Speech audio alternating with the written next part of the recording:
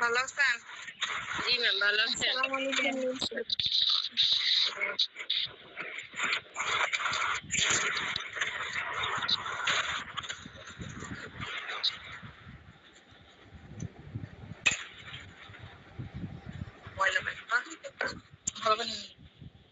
ঠান্ডা করে মিলাই দেব।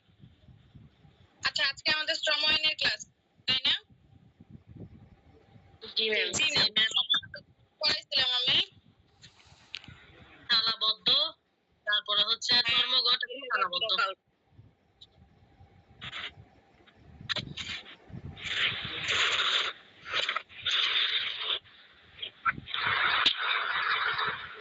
ওকে, ধর্মঘট করে ফেলেছে।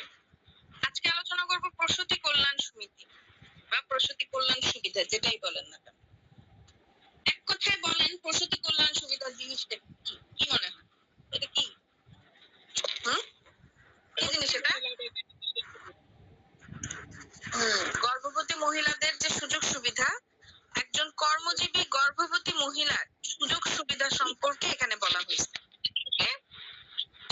আচ্ছা, এই মানে একটু বলি, প্রশ্ন শুরু করার আগে একটু হালকা করে আপনাদেরকে একটু টাচ আপ দিই। বিষয়টা হচ্ছে, একজন মহিলাদের, এমনিতেও আমরা পড়ে আসছি যে একজন মহিলাদেরকে যখন কোনো কোম্পানি হায়ার করবে, অর্থাৎ কর্মজীবী একজন মহিলার ক্ষেত্রে তাকে অনেক কিছু, অর্থাৎ কোম্পানিকে অনেক কিছু খেয়াল রাখতে হবে, তাদের সুযোগ সুবিধার দিকে যথেষ্ট খেয়াল রাখতে হবে। আবার মনে করেন একজন প্রসূতি কল্যাণ, এখানে দেখুন, অর্থাৎ যদি তিনি আপনার গর্ভবতী হয়ে থাকেন, তাহলে সেই ক্ষেত্রে সেদিকে তার কিছু বিষয় আপনার কোম্পানিকে দেখতে হবে। লাইক সে যখন অসুস্থ থাকবে, তখন সেই ক্ষেত্রে তার ছুটির একটা ব্যাপার থাকে, অর্থাৎ 4 মান্থের একটা ছুটির ব্যাপার থাকে, এবং ওই সময়টাতে সে আপনার কি করবে, তার যে বেতনটা, সেই স্যালারিটা, সে কাজ না করে ঘরে বসে সে স্যালারিটা সে পাবে, এটা দিতে হবে। ঠিক আছে? আচ্ছা, এই গেল একটা বিষয়, ঠিক করে রাখুন। এই গেল একটা বিষয়।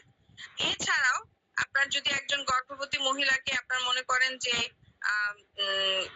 কি বলবো এটাকে, যদি তাকে চাকরি থেকে বিচ্যুত করে, অর্থাৎ চাকরি ছেড়ে দেওয়ার ব্যাপারে যদি মনে করেন যে তাকে বরখাস্ত করে কোনো কারণে, তাহলে সেই ক্ষেত্রে বিনা নোটিশে তাকে বরখাস্ত করা যাবে না। এবং বরখাস্ত করার সময় তার যে স্যালারিটা, এক্ষেত্রে আমরা পড়ে আসছি যে কিছু টাকা আপনার বাদ যাবে, অর্থাৎ অর্ধেকটা আমরা পড়ে আসছি, কিন্তু অর্ধেক টাকা দিতে হয়, অর্ধেক টাকা বাদ যাবে। কিন্তু এই ক্ষেত্রে ওই মহিলাটাকে তার মানে পারিশ্রমিক পুরোটাই দিতে হবে। ঠিক আছে? আচ্ছা, আরো একটা বিষয়, যেমন যদি মনে করেন যে বাচ্চা হওয়ার সময়, গর্ভবতী মহিলা বাচ্চা হওয়ার সময় যদি বাই চান্স এনি হাউ সে যদি মারা যায়, তাহলে সেই ক্ষেত্রে সে বিশেষ সুবিধাটা পাবে, অর্থাৎ তার যে পরিবারের সদস্যগণ, এই পরিবারের সদস্যগণকে আপনার ওই যে ভাতার যে বিষয়টা, হ্যাঁ, টাকা পয়সা সহ তার যে ভাতার যে বিষয়টা, এই জিনিসটা দেয়া হবে। এটা হচ্ছে তার পরিবারের সদস্য যারা, তারা এই জিনিসটা পাবে, অর্থাৎ শিশু সন্তান, যে শিশু সন্তানের জন্য এটা থাকে। আর যদি মনে করেন যে সেই মহিলা জীবিত থাকে কিন্তু তার সন্তান যদি মারা যায়,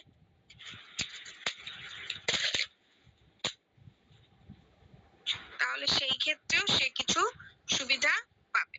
আচ্ছা, যাই হোক, আমরা এখন দেখি আস্তে আস্তে এখানে কি বলা হয়েছে, সেই জিনিসগুলো একটু আস্তে আস্তে দেখি। প্রথমত কি বলছে দেখেন, শ্রম আইন 2006-এ শ্রম আইন 2006-এ প্রসূতি মহিলা অর্থাৎ গর্ভবতী মহিলার জন্য বিশেষ সুবিধার কথা উল্লেখ করা হয়েছে, যা প্রতিটি মালিককে মেনে চলতে হবে, এবং উক্ত সুবিধা ভোগ করতে হলে গর্ভবতী শ্রমিক মহিলা কেউ আইন অনুযায়ী কিছু নিয়ম মেনে চলতে হবে। অর্থাৎ মালিককে এই কথা মেনে চলতে হবে, তার মানে এই না যে আপনি গর্ভবতী হয়েছেন জন্য আপনি যা ইচ্ছে তাই করবেন, যেভাবে ইচ্ছে সেভাবে আপনি কাজ করবেন এবং মালিক আপনাকে আপনার স্যালারি ঠিকঠাক মতো দিবে, বিষয়টা কিন্তু তাও না। আপনাকেও কিছু নিয়ম কানুন মেনে চলতে হবে, যেটা আমাদের শ্রম আইনে বলা হয়েছে। অর্থাৎ এই প্রসূতি কল্যাণ সুবিধার ক্ষেত্রে মালিককেও যেমন রুলস মেনে চলতে হবে, ঠিক তেমনি ভাবে এই সুবিধাগুলো ভোগ করার জন্য ওই মহিলাকেও আপনার আইনটা মেনে চলতে হবে। এখন আসেন দেখি কি কি বিষয়, কি কি আইনের কথা বলা হয়েছে।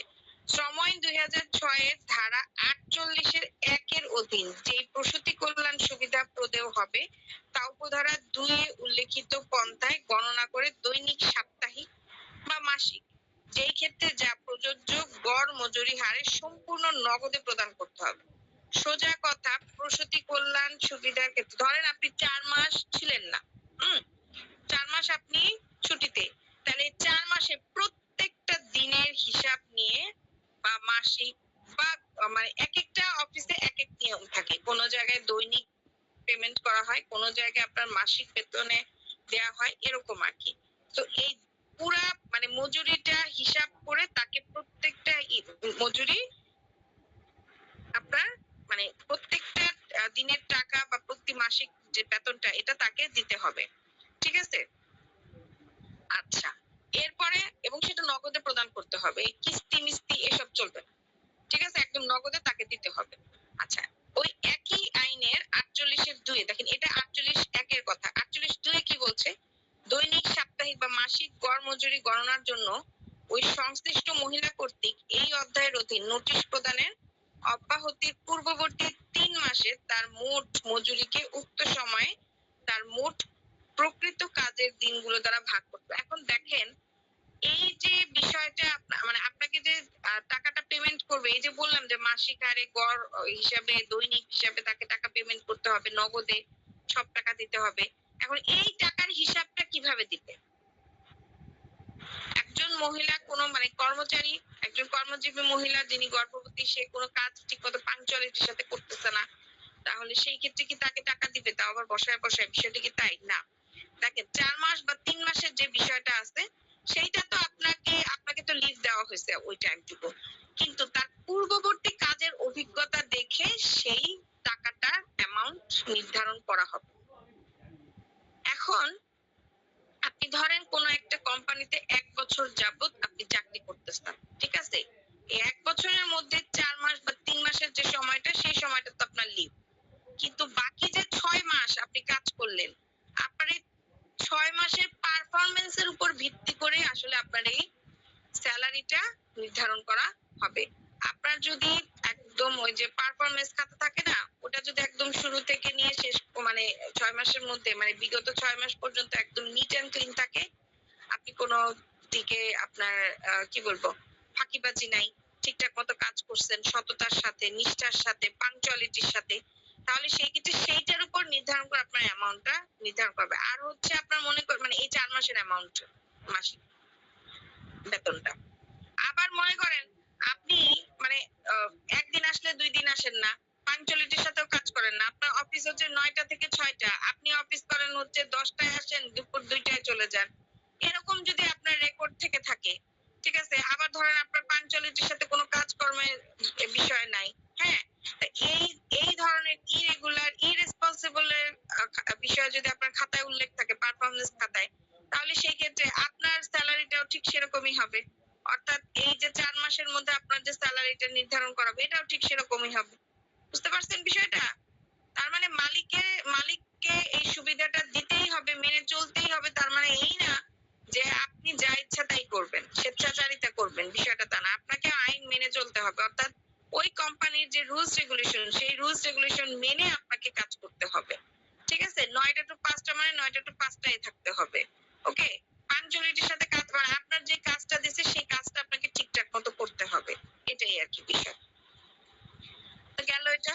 এর পরের যে টপিকটা সেটা হচ্ছে মহিলার মৃত্যুর ক্ষেত্রে প্রসূতি কল্যাণ সুবিধা। ওই যে একটু আগে বললাম না, যদি মহিলা মারা যায় বা মহিলা সন্তান যদি মারা যায়, তাহলে সেই ক্ষেত্রে কি? দেখেন, প্রসূতি কল্যাণ সুবিধা পাওয়ার অধিকারী কোনো মহিলা সন্তান প্রসবকালে অথবা তার পূর্ববর্তী 8 সপ্তাহের মধ্যে যদি মৃত্যুবরণ করে, অর্থাৎ বাচ্চাটা জন্মগ্রহণ করার সময় যদি মা মারা যায়, এরকম হয় না অনেক সময়? এরকম তো হয়। বাচ্চা দেওয়ার সময় যদি সে মারা যায়, অথবা সন্তান জন্ম হওয়ার পূর্ববর্তী 8 সপ্তাহ, অর্থাৎ বাচ্চা পেটে নিয়েই সে যদি মারা যায়, অর্থাৎ ধরেন যেদিন বাচ্চা জন্ম হওয়ার ডেট, এখন তো আমরা ডেটটাও জানি যে কবে বাচ্চা হবে, ওই ওই যে ডেটটা, সেই ডেটের পূর্ববর্তী 8 সপ্তাহের মধ্যে যদি এই মহিলা মারা যায়, তখন সেই ক্ষেত্রে মালিক ওই শিশু সন্তানটা যদি বেঁচে থাকে, যদি পেটে বাচ্চা নিয়ে মারা যায় তাহলে তো সেটা আলাদা ব্যাপার, বাট যদি সন্তান জন্মগ্রহণকালে অর্থাৎ সন্তান জন্ম দেবার সময় হ্যাঁ, ওই সময় যদি মহিলাটা মারা যায় এবং যেই সন্তানটাকে জন্ম দেওয়ার সময় মহিলাটা মারা গেছে, সেই সন্তান যদি জীবিত থাকে তাহলে ওই শিশুর তত্ত্বাবধানের দায়িত্ব গ্রহণ করবেন। অর্থাৎ ওই সন্তানের যে তত্ত্বাবধানের দায়িত্ব, অর্থাৎ দেখাশোনা করার যে দায়িত্ব, সেইটা সে গ্রহণ করবে।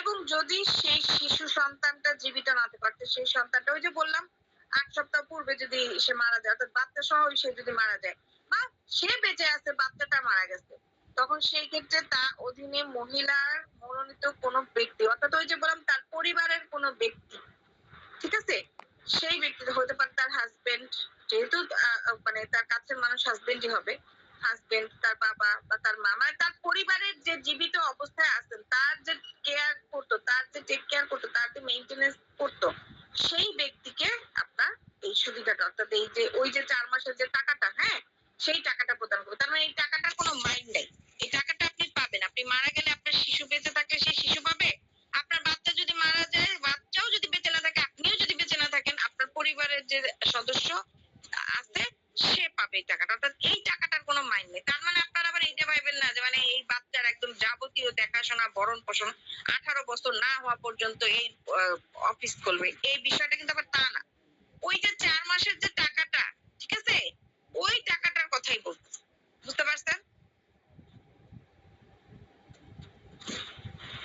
জি এই দুইটা পয়েন্ট বুঝতে পারছেন? কোনো প্রবলেম থাকলে একটু বলেন, আমি সামনের দিকে আগে।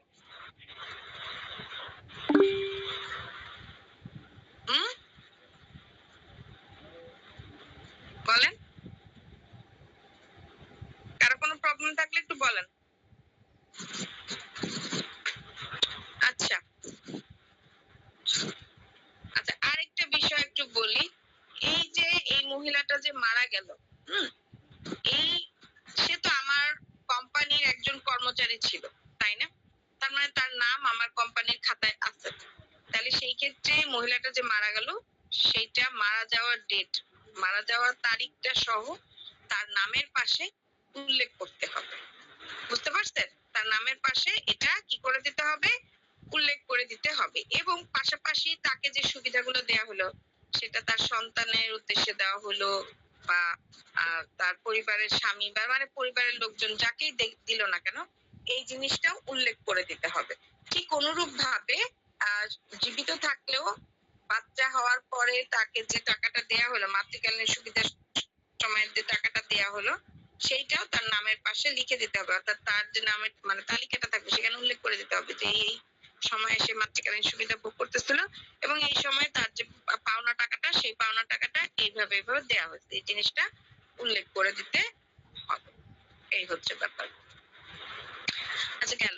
এরপরে হচ্ছে আমি আবার প্রথমে বললাম, তাহলে আমরা প্রসূতি কল্যাণ সুবিধার 2টা পয়েন্ট দেখলাম, যে যদি মহিলা বেঁচে থাকে তাহলে সেই ক্ষেত্রে তার কিভাবে আপনার টাকাটা দিবে, আর যদি মহিলা বেঁচে না থাকে, মহিলাটা যদি মারা যায়, তাহলে সেই ক্ষেত্রে তার টাকাটা কিভাবে দিবে। হ্যাঁ, সন্তান যদি বেঁচে থাকে সেই ক্ষেত্রে কে টাকা পাবে, সন্তান বেঁচে না থাকলে কে টাকা পাবে এবং টাকা দেওয়ার পদ্ধতিটা কি, এগুলো আমরা আলোচনা করলাম। এখন আমরা যে বিষয়টা দেখব সেটা হচ্ছে আপনার প্রসূতিকালীন সময়ে মহিলা শ্রমিকের চাকরির অবসানের ক্ষেত্রে বাধা। ওই যে একটু আগে বললাম আপনাদেরকে, শুরুতে কিন্তু বললাম আমি ক্লাসে, যে এই মহিলাকে কিন্তু কি করা যাবে না, এই মহিলাকে মানে অন্তঃসত্ত্বা থাকা অবস্থায় তাকে কিন্তু চাকরি থেকে বরখাস্ত করা যাবে না, বিনা কারণে তাকে চাকরি থেকে কখনো বরখাস্ত করা যাবে না। দেখেন এই সম্পর্কে 47 ধারায় কি বলছে, অর্থাৎ এই শ্রম আইন 2006 এর 47 ধারায় বলা হয়েছে, কোন অন্তঃসত্ত্বা মহিলা এই আইনের অধীন প্রসূতি কল্যাণ সুবিধা পাবার অধিকারী হলে তিনি যে কোনো দিন মালিককে লিখিত বা মৌখিক ভাবে এই মর্মে নোটিশ দিবেন যে নোটিশের 8 সপ্তাহের মধ্যে তার সন্তান প্রসবের সম্ভাবনা আছে এবং উক্ত নোটিশে তার মৃত্যুর ক্ষেত্রে এই সুবিধা যিনি ভোগ করবেন তার নাম উল্লেখ থাকবে, অর্থাৎ নমিনি। আপনারা ব্যাংকে অ্যাকাউন্ট খুললেন, এখানে তো মোটামুটি সবারই ব্যাংকে অ্যাকাউন্ট আছে, আছে না? ফিক্সড ডিপোজিট করছেন না? সেই জায়গায় নমিনি নাম দিতে হয় না? নমিনির নাম, তারপরে হ্যাঁ দিতে হয় না? ঠিক তেমনি ভাবে আপনি একটা কোম্পানিতে যখন জব করেন, তখন সেই ক্ষেত্রে আপনার মানে মালিক যদি নাই জানলো যে আপনি প্রেগনেন্ট, বা আপনার মানে আপনার বাচ্চা হবে অমুক ডেটে, তাহলে সেক্ষেত্রে আপনি কিভাবে প্রসূতি কল্যাণ সুবিধাটা পাবেন বলেন তো? পাবেন? পাবেন না। আপনাকে যতই দেখা যাক না কেন, বুঝা যাক না কেন, কিন্তু এটা আপনার মালিককে জানাইতে হবে লিখিত ডকুমেন্টের মাধ্যমে। মৌখিকভাবে হইলে এটা চলবে না। লিখিত ডকুমেন্টের মাধ্যমে এটা আপনার মালিককে জানাইতে হবে। ওই যে বললাম নোটিশের মাধ্যমে এটা আপনার মালিককে জানাইতে হবে যে আমি প্রেগনেন্ট, এবং মানে এবং এটা কবে জানাইতে হবে? পূর্ববর্তী ৮ সপ্তাহ, অর্থাৎ বাচ্চা অনেকে শুরুর দিকে জানায় রাখে, তবে অন্তত পক্ষে আপনার বাচ্চার জন্মগ্রহণ করার ৮ সপ্তাহ পূর্বে, কতদিন বলছি? ৮ সপ্তাহ। ৮ সপ্তাহ পূর্বে আপনাকে জানাইতে হবে আপনার মালিকের কাছে। বুঝতে পারছেন? এবং সেই জায়গায় আপনার নমিনি যে হবে, অর্থাৎ আপনি যদি মারা যান, তাহলে সেই ক্ষেত্রে আপনার এই টাকাটা কে গ্রহণ করবে, ওনার নামটাও সেখানে উল্লেখ করে দিতে হবে। বুঝতে পারছি? আচ্ছা ম্যাম, আমি একটা কথা বলি। নমিনির যে নাম উল্লেখ করা থাকবে, নমিনির নামের পাশে যদি আর অন্য কারো নাম দেয়া থাকে সেটাও হবে? সে যদি না তুলে আরেকজনের নাম দিলাম, সে তুলতে হবে? হ্যাঁ, আপনি যার যার নাম উল্লেখ করবেন সেই পাবে টাকাটা। এখন মনে করেন আপনি নমিনি হিসেবে আপনার হাজবেন্ড, ঠিক আছে? এখন আল্লাহ না করুক সামহাও আপনার হাজবেন্ড নাই, তখন সেই ক্ষেত্রে আপনিও না, আপনার হাজবেন্ডও, তাহলে সেই ক্ষেত্রে টাকাটা কে পাবে? তাহলে সেই ক্ষেত্রে আপনার পরিবার, আপনার মা বা আপনার বাবা, ঠিক আছে, তারা এই টাকাটা পাবে। কিন্তু সেই ক্ষেত্রে ডেথ সার্টিফিকেটটা দেখাতে হবে, অর্থাৎ নমিনি যে মারা গেছে, নমিনির ডেথ সার্টিফিকেট, এবং আপনি যে মারা গেছেন আপনার ডেথ সার্টিফিকেট, এগুলো দেখাতে হবে। এবং আপনার সে যে সম্পর্কে আপনার মা হয় বা বাবা হয়, এটাও দেখাইতে হবে। বুঝছেন? কাগজপত্র দেখাইতে হবে। কাগজপত্র না দেখলে মানে দৌড়ঝাঁপ করতে হবে, তা না হলে টাকা পাবেন না। গেল। কোন মহিলা উক্তরূপ নোটিশ প্রদান না করে থাকলে, দেখেন না যদি করায় সেটারও কথা বলছে, যদি এই নোটিশটা প্রদান না করে এবং তার সন্তান যদি প্রসবের 7 দিনের মধ্যে তিনি উক্ত নোটিশ প্রদান করে, তবে তার সন্তান প্রসব সম্পর্কে মালিককে অবহিত করবেন। মানে কোন মহিলা যদি এটা না জানায়, নোটিশটা যদি নাই দেয়, যে অন্ততপক্ষে ৮ সপ্তাহ পূর্বে দিতে বলছে বললাম না, সেটাও যদি সে না দেয়, তাহলে সেই ক্ষেত্রে তার সন্তান জন্মগ্রহণ করে ফেলছে, মানে বাচ্চা হয়ে গেছে। বাচ্চা হয়ে যাবার পরও 7 দিন টাইম থাকবে আপনার, অর্থাৎ আজকে ধরেন আপনার বাচ্চা হয়েছে, তাহলে আজকে থেকে 7 দিন টাইম পাবেন আপনি। এই 7 দিনের মধ্যেও আপনাকে কি করতে হবে? এই 7 দিনের মধ্যে এই সুবিধাটা ভোগ করার জন্য আপনাকে ওই মালিকের কাছে নোটিশের মাধ্যমে জানাইতে হবে। সোজা কথা, মালিকের কাছে আপনার নোটিশের মাধ্যমে জানাইতে হবে বিষয়টা। কারণ আপনি যদি তাকে না জানান, তাহলে সেক্ষেত্রে আপনাকে সে সুবিধাটা দিবে না, তাই না? এবং সেটা মৌখিক ভাবে হলে হবে না, লিখিত ভাবে হইতে হবে। বারবার বলতে। এরপর দেখেন এই আইনেরই 48 ধারায় কি বলছে? নোটিশ প্রাপ্তির পর মালিক সংশ্লিষ্ট মহিলাকে সন্তান প্রসবের তারিখ থেকে বা সন্তান প্রসবের পূর্ববর্তী 8 সপ্তাহ পর্যন্ত কাজে অনুপস্থিত থাকার অনুমতি দিবেন। তার মানে কি বললাম? যেই দিন তিনি নোটিশটা পাবেন আর কি মালিক, সেই দিন থেকেই তিনি কি করবেন? ওই মহিলাকে কাজে উপস্থিত না থাকার জন্য তাকে কি করবে?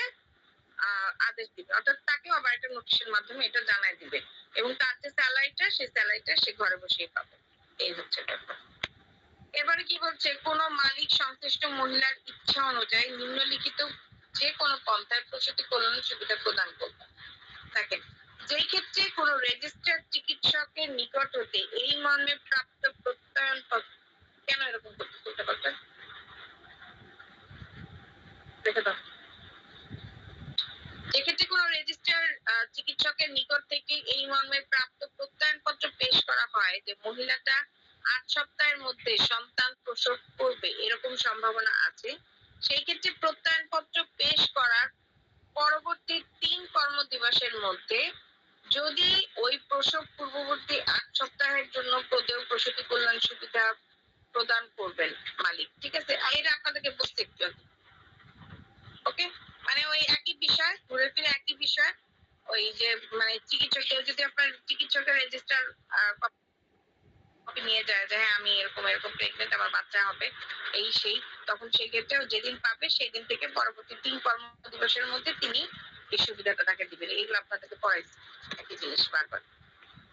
মালিকের নিকট সন্তান প্রসবের প্রমাণ পেশ করতে হবে। আচ্ছা দেখেন, এখন আপনার মনে করেন সন্তান খালি ডকুমেন্ট দিচ্ছেন, ভালো কথা, খালি মুখে লিখিত ডকুমেন্ট দিলেই হবে না, আপনাকে ডকুমেন্ট দেখাইতে হবে আপনি যে সত্যি প্রেগনেন্ট, ঠিক আছে? এটার সার্টিফিকেট অর্থাৎ আপনার মেডিকেল রিপোর্ট আপনাকে দেখাইতে হবে। অথবা যে একটু বললাম না, যদি মনে করেন যে ওই টাইমটা তো না বলে তাহলে সন্তান প্রসবের 7 দিন টাইম থাকতে পারে, তাহলে সেই ক্ষেত্রে আপনার বাচ্চা যে জন্মগ্রহণ করছে সেটার একটা মেডিকেল রিপোর্ট অর্থাৎ ওই যে বার্থ সার্টিফিকেট, যেটা বাচ্চাদের যে বার্থ সার্টিফিকেট, হ্যাঁ, ওই জিনিসটা করতে হবে, হ্যাঁ, জমা দিতে হবে। বুঝতে পারছি? জি জি।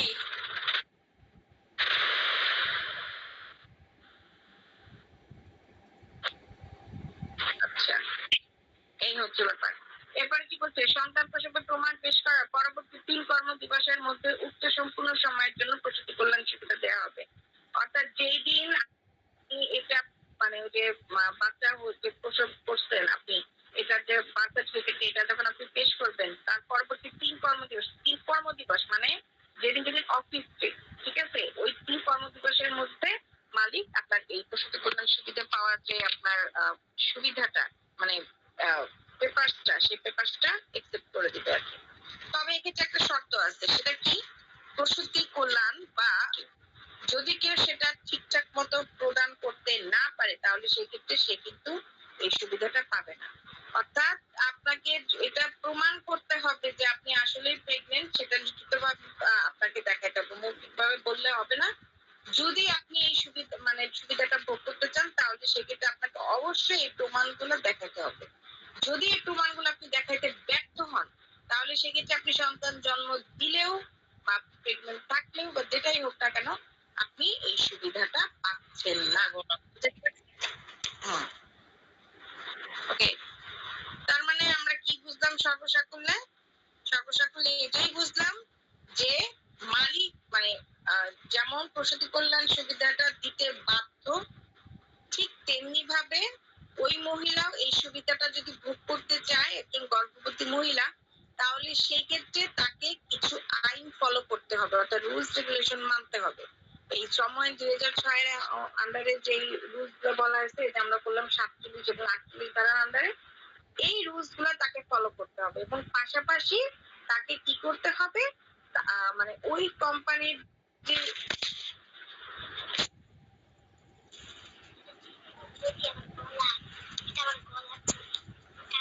সেই কোম্পানির যে লিডার সেটা আপনাকে ফলো করতে হবে। যাও ক্লাস নিচ্ছি। প্রশ্নটা বুঝছেন সবাই? আচ্ছা, বুঝলে তাহলে এখন নেক্সট কোশ্চেনে চলে যাই, সেটা হচ্ছে রেখে দাও। অসদাচরণ কি? বাংলাদেশের শ্রম আইন 2006 অনুযায়ী একজন শ্রমিকের কোন কোন কাজগুলো অসদাচরণ বলে গণ্য হবে? এটা একদম ইজি একটা কোশ্চেন। অসৎ আচরণ মানে কি? সবার আগে একটু বলি অসৎ আচরণ জিনিসটা কি। Misconduct, misbehave. দেখেন, আপনি একটা কোম্পানিতে যখন জব করতেছেন তখন সেই ক্ষেত্রে সেই কোম্পানির যে রুলস রেগুলেশন সেগুলো আপনাকে মেনে চলতে হবে, এটাই নিয়ম, তাই না? যেমন আমরা বার কাউন্সিলের মাধ্যমে সনদপ্রাপ্ত লয়ার, তো আমাদেরকে বার কাউন্সিলের যে আচার আচরণ অর্থাৎ বার কাউন্সিলের যে রুলস রেগুলেশন সেটা আমাকে মেনে চলতেই হবে। আমি যদি কোনো কারণে বার কাউন্সিলের রুলস রেগুলেশন গুলো ভঙ্গ করি তাহলে সেই ক্ষেত্রে আমার যে অপরাধটা হবে সেই অপরাধটাকে বলা হবে পেশাগত অসদাচরণ। বুঝতে পারছেন? তাহলে পেশাগত অসদাচরণ জিনিসটা কি? পেশাগত অসদাচরণ হচ্ছে যখন কোনো একজন শ্রমিক তার কোম্পানির দেওয়া রুলস গুলা অর্থাৎ নিয়ম কানুন গুলা মানতে বাধ্য হয় না, অর্থাৎ অবাধ্য হয়, অর্থাৎ মানতে ব্যর্থ হয়, তখন সেই ক্ষেত্রে তার যে কাজটা অর্থাৎ তার যে অপরাধটা হবে সেই অপরাধটাকেই বলা হবে অসদাচরণ। ঠিক আছে, বুঝতে পারছি? হ্যাঁ ম্যাম, জি জি ম্যাম, কি স্ক্রিন শেয়ার হচ্ছে না? জি না ম্যাম, স্ক্রিন শেয়ার হচ্ছে না। আপনারা দেখতে পাচ্ছেন আমার স্ক্রিনটা? জি ম্যাম। কেউ কি দেখতে পাচ্ছেন না? ম্যাম দেখা যাচ্ছে। আপনার দেখতে পাচ্ছেন না, তার মোবাইলে প্রবলেম। যে দেখতে পাচ্ছেন না তার মোবাইলে প্রবলেম। আচ্ছা, শ্রমিকের কোন কাজ, কোন কোন কাজগুলো, এখন কথা হচ্ছে কোন কোন কাজগুলো অসদাচরণ হবে। ঠিক আছে, দেখেন, আইন ভঙ্গ করা, সেটা অসদাচরণ হবে। এমন কোনো আইন, ধরেন 9টা to 5টা আপনার অফিস, এটা আপনাকে বলাই আছে, বাট আপনি তো করতেছেন 10টা থেকে 2টা পর্যন্ত, তাহলে এটা আপনি আইন ভঙ্গ করতেছেন না? তো এই কাজটা আপনার পেশাগত অসদাচরণের মধ্যে পড়বে। ধ্বংসাত্মক কোনো কাজ করলে বা কোনো অগ্নি সংযোগ করলে, আপনি কোম্পানির মধ্যে অগ্নি সংযোগ মানে আগুন লাগাই দিলেন, বা কোনো একটা মানে কোম্পানিতে মানে অফিসের কোনো যে সম্পদ, অর্থাৎ যেটা নাকি কোম্পানির সম্পদ, ঠিক আছে, যেমন এই যে আপনি যান, ডেস্ক, চেয়ার এগুলো দেয়া থাকে, কম্পিউটার এগুলো দেয়া থাকে আপনি কাজ করার জন্য, কিন্তু তার মানে কি এগুলো আপনার হয়ে গেল? না, এগুলো কিন্তু আপনার হয়ে গেল না, এটা কোম্পানির। তাহলে আপনি ধরেন আপনি আপনি অফিস করতেছেন, যেহেতু ল্যাপটপটা আমি ব্যবহার করতেছি, আমি কাজ করতেছি, আপনি আপনার মতো করে নিয়ে এসে করলেন, তাহলে এইটা হয়েছে আপনার কি অসদাচরণ। বুঝতে পারছেন? এইরকম ধ্বংসাত্মক কোনো কাজ করলে বা অগ্নি সংযোগ দিলে বা নষ্ট করে ফেললে, কোনো জিনিস যদি আপনি নষ্ট করে ফেলেন, তাহলে সেটাও আপনার কি হবে, পেশাগত অসদাচরণের মধ্যে পড়বে। তবে এখানে একটা কথা আছে, আপনি যদি সরল বিশ্বাসে ভুল ক্রমে কোনো কাজ করে থাকেন, তাহলে সেইটা আবার পেশাগত অসদাচরণের মধ্যে পড়বে না। ঠিক আছে, ধরেন আপনি কাজ করতে করতে ল্যাপটপ নষ্ট হয়ে গেছে, আপনি ইচ্ছাকৃত ভাবে ল্যাপটপ নষ্ট করেন নাই, তাহলে এই ক্ষেত্রে এইটা আপনার কোনো হইলো না, পেশাগত অসদাচরণের মধ্যে পড়লো না। অর্থাৎ এই জিনিসগুলো আপনাকে প্রমাণ করতে হবে, আপনি প্রুফ করতে না পারলে আপনি আর এই সুবিধাটা পাবেন না। 3 নাম্বার, আদেশ অমান্য করলে কোনো শ্রমিক ঊর্ধ্বতন কর্মকর্তার আইনসঙ্গত আদেশ অমান্য করলে অসদাচরণ বলে গণ্য হবে। অর্থাৎ ঊর্ধ্বতন কর্মকর্তা মানে হচ্ছে কোম্পানির যে বস, তাকে আমাদের সবাইকে মেনে চলতে হবে। আপনি যদি তার সাথে অপমানমূলক কোনো কথা বলেন, অসভ্যতা করেন, তাহলে সেইটাও কিন্তু, এবং তবে হ্যাঁ এখানে একটা কথা আছে, বিনা কারণে, সেটা যদি আপনার মানে কারণবশত হয়ে থাকে তাহলে সেটা আলাদা ব্যাপার, বাট বিনা কারণে আপনি যদি তার সাথে এরকম অপমানজনক কোনো কথা বলেন বা কোনো কাজ করেন বা অসভ্যতামি করেন, তাহলে এটাও কিন্তু আপনার পেশাগত অসদাচরণের মধ্যে পড়লো।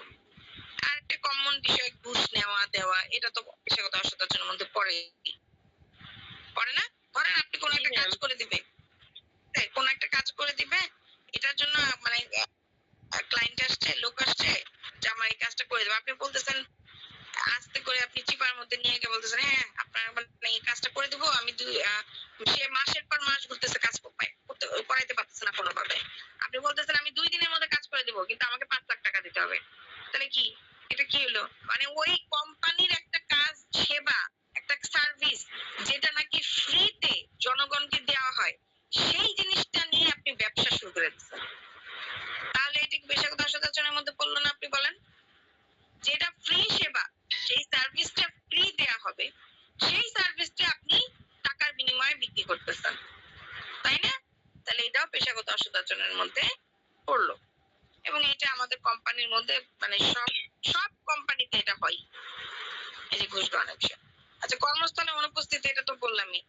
ধরেন আপনি বিনা মানে ছুটি নিয়ে, এখন ধরেন আপনি প্রাইভেট জব করেন বা আপনি কোনো মানে সরকারি চাকরি করেন, যেটাই করেন না কেন, আপনার ধরেন খুব আর্জেন্ট প্রয়োজন, খুবই আর্জেন্ট প্রয়োজন, আপনি অসুস্থ বা আপনার বাবা খুব অসুস্থ, আপনার বাচ্চা অসুস্থ বা কেউ মারা গেছে, এরকম কিছু,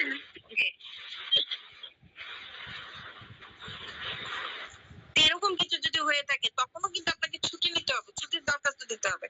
আবার মনে করেন সামহাও কোনো একটা কারণে, ধরেন আপনি অফিস থেকে বাসায় আসছেন রাত 10টার দিকে, আপনার বাবা মারা গেছে, তো ওই মুহূর্তে আপনার পক্ষে কি মানে ছুটি নোটিশ দেওয়া সম্ভব? পারবেন? বলেন, পারবেন? ওই সময় দিতে পারবেন না, কি করবেন? আপনি চলে গেলেন, তো পরের দিন তো আপনি স্বাভাবিক আপনি উপস্থিত হতে পারতেছেন না, তখন সেই ক্ষেত্রে আপনি অন্য কারো মাধ্যমে, অথবা আপনার 3 দিন টাইম থাকে, প্রাইভেট জবে কি সেটা আমি বলতে পারতেছি না, বাট সরকারি চাকরির ক্ষেত্রে এই রুলসটা আছে।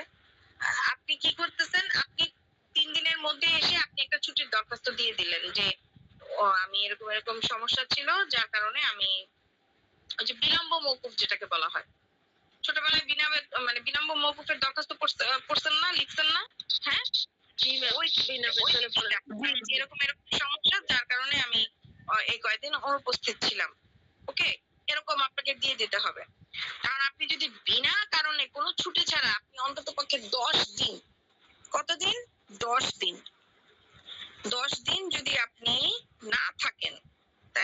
ক্ষেত্রে এটা হচ্ছে আপনার কি বলেন, পেশাগত সদাচরণ। ওকে। আর যে বিলম্বে উপস্থিত হলেন, ওই যে বললাম 9টার দিকে অফিস, আপনি উপস্থিত হয়েছেন 10টায়। 5টার দিকে অফিস ছুটি, আপনি বাসায় চলে গেছেন 2টার দিকে। অসাধুমূলক কাজ করলে, সম্পদ চুরি করলে, ধরেন আপনি ব্যাংকে জব করেন, ব্যাংকের ক্যাশিয়ার আপনি, ঠিক আছে, সেখান থেকে আপনার হাত দিয়ে টাকা পয়সা গণনা হয়। ব্যাংকে ধরেন আজকে লেনদেন করা হয়েছে 50 লাখ টাকার মতো, সেই জায়গা থেকে 10 লাখ টাকা আপনি সরায় ফেলছেন, তাহলে কি এটা আপনি চুরি করলেন না? বলেন। সদাচরণ হয়ে গেল। হ্যাঁ, আপনি চিন্তা করতেছেন, কাজ করে গেল। আপনি চিন্তা করতেছেন যে এগুলো তো কেউ দেখলো না, যেহেতু টাকা পয়সার হিসাব লেনদেন। এখন অবশ্যই এগুলো করার সুযোগ নাই, কারণ এখন তো সবকিছুই অনলাইন ভিত্তিক হয়ে গেছে, এখন তো সুযোগ নাই। বাট কথার কথা বলতেছি, ধরেন আপনার হাতে সবকিছু আছে, আপনি তো কেউ তো দেখলো না, আমি নাই করলে তো কেউ দেখবে না, ঠিক আছে, কিন্তু এটা তো আপনি চুরি করলেন না? 50 লাখ টাকার জায়গায় 10 লাখ টাকা সরায় ফেলাইছেন নিজের মনে করে, তাহলে এইটা হচ্ছে পেশাগত অসদাচরণের মধ্যে পড়ে। এবং যদি কেউ এই ধরনের কাজগুলো করে থাকে, তাহলে সেই ক্ষেত্রে তার কি কঠোর শাস্তির বিধান এই আইনে উল্লেখ করা আছে। শাস্তির বিধানটা আগামীকালকে ক্লাসে পড়াবো, আজকে এতটুকু থাকবে। সো এতটুকু নিয়ে যদি কারো কোনো প্রবলেম থাকে, কোশ্চেন থাকে, বলতে পারেন।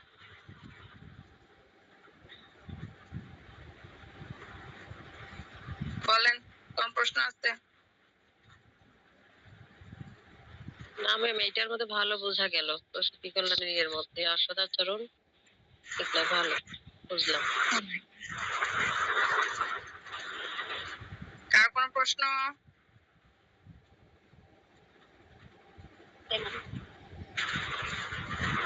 ওকে, তাহলে যদি না থাকে আমি আজকে ক্লাসটা এখানে শেষ করতেছি। ইনশাআল্লাহ নেক্সট ক্লাসে আমরা পরবর্তী কোশ্চেনগুলো আলোচনা করব। ওকে ম্যাম, আপনাকে অনেক অনেক ধন্যবাদ। সবাই ভালো আসসালামু আলাইকুম। ওয়ালাইকুম আসসালাম, সবাইকে ধন্যবাদ।